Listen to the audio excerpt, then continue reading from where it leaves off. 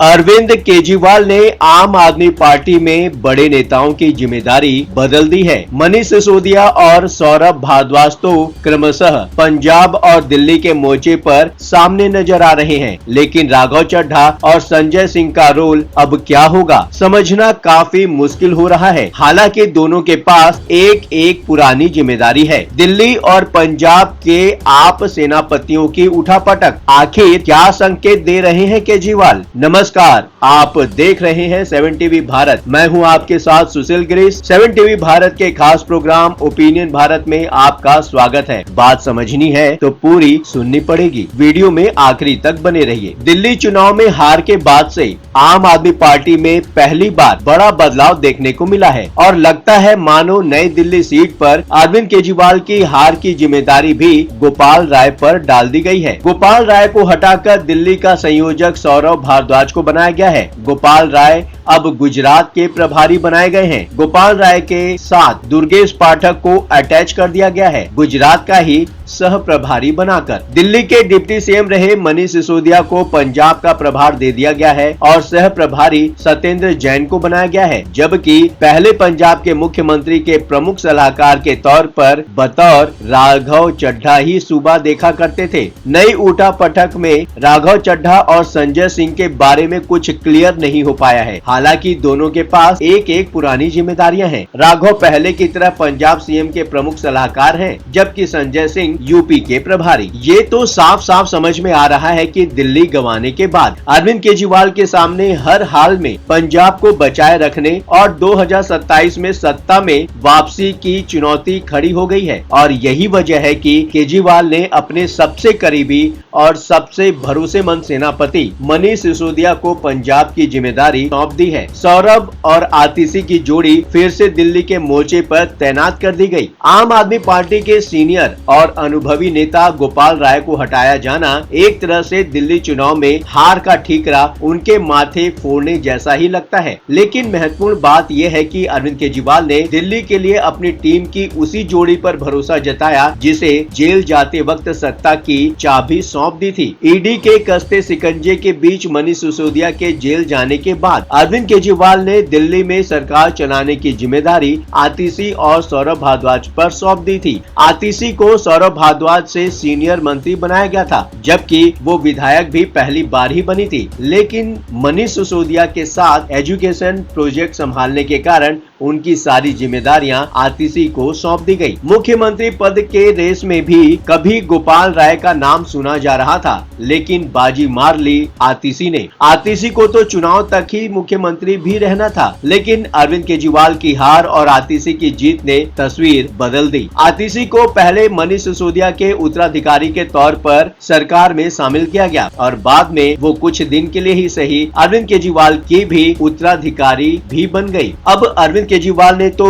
जो ताजा बदलाव किया है उसे साफ है कि आतिशी विधानसभा में आम आदमी पार्टी का बचाव और बीजेपी सरकार को घेरेंगी और सड़क पर वही काम सौरभ भारद्वाज के जिम्मे होगा। सिसोदिया को पंजाब की जिम्मेदारी देने के कई मायने निकाल सकते हैं। भले ही लुधियाना पहुंचकर अरविंद केजरीवाल कहते फिरे कि भगवंत मान 5 या 10 साल ही नहीं, कहीं उससे भी ज्यादा पंजाब के मुख्यमंत्री बने रहेंगे। लेकिन अरविंद केजरीवाल के मुँह से ये बात सुनकर भगवंत मान और आस पास खड़े नेताओं को हंसी क्यों आ जाती है, ये समझ में नहीं आ रहा है। अभी तो बिल्कुल भी समझ में नहीं आ रहा है। आगे क्या होने वाला है कौन जाने। ये भी तो संभव है कि भगवंत मान आगे भी मुख्यमंत्री बने रहे और अरविंद केजरीवाल का उन पर कोई कंट्रोल न हो। वैसे पंजाब के मोर्चे पर चीजों को कंट्रोल में रखने के लिए दिल्ली से विभव कुमार पहले ही भेजे जा चुके हैं। भगवंत मान पर बराबर उनकी नजर बनी रहती है। वो पंजाब के मुख्यमंत्री के सलाहकार जो हैं और अब मनीष सिसोदिया भी पहुंच रहे हैं, मतलब 24 घंटे निगरानी होगी। मनीष सिसोदिया की जिम्मेदारी भगवंत मान की निगरानी या उन पर कंट्रोल रखने से कहीं ज्यादा पंजाब में मौजूदा सरकार सरकार को बचाए रखना और 2027 के चुनाव में आम आदमी पार्टी की सत्ता में वापसी कराने की है। मनीष सिसोदिया के पास आंदोलन, चुनाव लड़ने के साथ साथ प्रशासनिक काम का भी अच्छा अनुभव है। निश्चित तौर पर ये सब पंजाब के मामले में काम आएंगे, लेकिन दिल्ली और पंजाब की राजनीति में बहुत बड़ा फर्क भी है। देखें तो विभव कुमार के मुकाबले सिसोदिया को मिला टास्क कहीं ज्यादा मुश्किल नजर आ रहा है।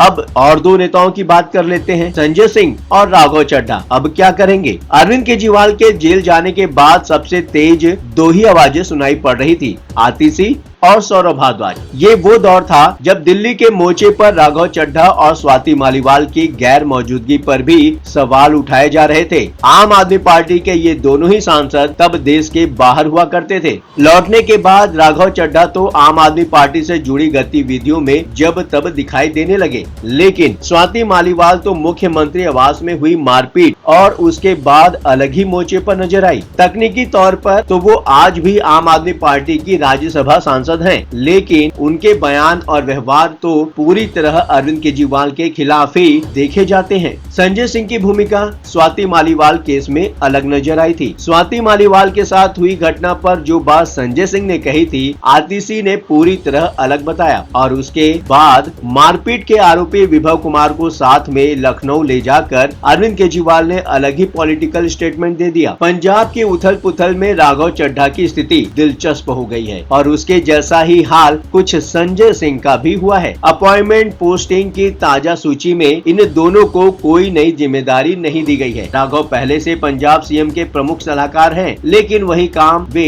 मनीष सिसोदिया, सत्येंद्र जैन जैसे बड़े नेताओं के साथ मिलकर करेंगे, जबकि संजय सिंह काफी पहले से यूपी के प्रभारी हैं, लेकिन वहां आपकी कोई हलचल नहीं दिखती। ऐसे में इन दोनों की स्थिति वैसी ही है जैसे नौकरशाह प्रतीक्षा सूची में भेजे जाते हैं। फिलहाल इस वीडियो में इतना ही। इस विषय पर आपका क्या कहना है? कमेंट बॉक्स आपका है, बेझिझक अपने विचार शालीनता के साथ कमेंट बॉक्स में शेयर करें। हमारी दी गई जानकारी, हमारा ये वीडियो आपको कैसा लगा? पसंद आया हो तो वीडियो को हाइप देकर हमारे प्रयासों को प्रोत्साहित करें। हाँ, चलते चलते आपको यह बात भी बताना जरूरी है कि 7 टीवी भारत अपने दर्शकों की राय और सूचनाओं के लिए हमेशा खुला है। अगर आपके पास कोई महत्वपूर्ण खबरें, अहम घटना की सूचना, सामाजिक मुद्दा या फिर कोई ब्रेकिंग अपडेट हो तो वीडियो में दिए गए नंबर पर व्हाट्सएप द्वारा आप हमसे संपर्क कर सकते हैं। आपके विचार, आपके सुझाव हमारे लिए मायने रखते हैं। अब आपकी बात नहीं रहेगी अनसुनी। ये प्लेटफॉर्म है आपका, आपकी आवाज को बुलंद करने का। वीडियो पसंद आया हो तो वीडियो को लाइक करें, साथ ही चैनल को सब्सक्राइब करके 7 टीवी भारत के परिवार का हिस्सा बने। लगातार खबरों के लिए बने रहिए 7 टीवी भारत के साथ।